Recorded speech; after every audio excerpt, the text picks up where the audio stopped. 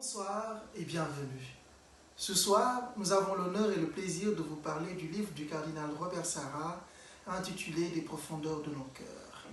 Et pour ce faire, nous avons décidé pour ce deuxième numéro d'adopter 3 démarches. La première consistera à présenter l'auteur ainsi que le livre. La deuxième partie relatera le contexte qui a prévalu à la rédaction de ce livre du cardinal Robert Sarah. La dernière partie interrogera 2 problématiques majeures.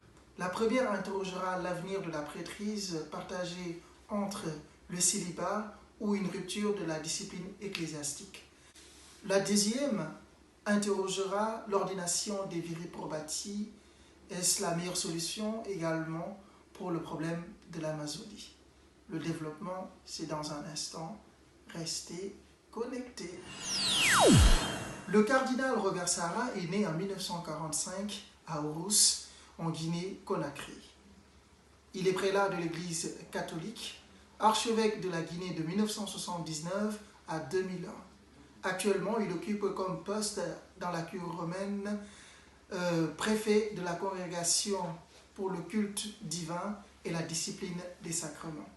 Le cardinal Robert Sarah est également auteur de 5 livres, à savoir Dieu ou rien, la force du silence, le soir s'approche et déjà le jour baisse, culture, démocratie, développement, à la lumière de l'encyclique de Jean-Paul II, Saintissimus Annus, qui célébrait les 100 ans de l'encyclique Rerum Novarum de Léon XIII que j'avais évoqué lors du premier numéro. Reportez-vous sur la vidéo concernant le carême. Dans quel contexte a été écrit Des profondeurs de nos cœurs? Quelque temps avant la rédaction de ce livre, le pape François avait lancé un synode qui se proposait de réfléchir aux problèmes de l'Amazonie, notamment sur la question missionnaire. L'Amazonie, nous le savons tous, est une contrée qui est traversée par une pénurie de prêtres. Quelle solution le pontificat de François devrait-il apporter?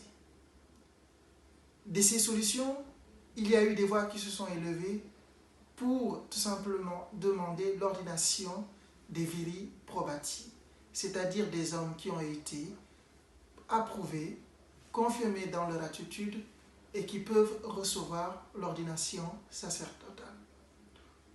Le livre du cardinal Robert Sarah s'est insurgé contre ces propositions. Ensuite, le presbytéros, qui coïncidait à la fonction du prêtre qui avait un rôle particulier, et en dernier, le lévite, qui avait le rôle du service. Mais pour Benoît XVI, la mort du Christ à la croix a été un élément déterminant, puisque l'ancienne alliance va devoir être contenu dans la nouvelle alliance. C'est la figure du Christ crucifié qui va englober tout simplement les anciennes figures citées tout à l'heure. La deuxième explication de Benoît XVI repose sur une vision plutôt historique.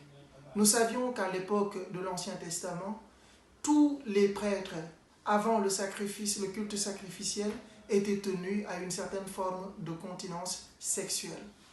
Mais rappelons qu'à cette époque, le sacrifice du culte était assez éloigné, il n'était pas aussi quotidien comme nous le connaissons à notre époque moderne.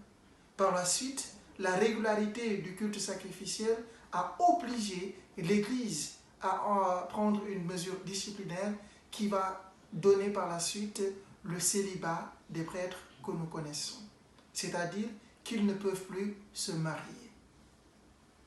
Entre les 2 explications, il y a naturellement des personnes, des théologiens qui ne sont pas d'accord, qui ne sont pas de l'avis du pape, mais ce point de vue, nous allons le démontrer dans la deuxième partie. Nous y reviendrons.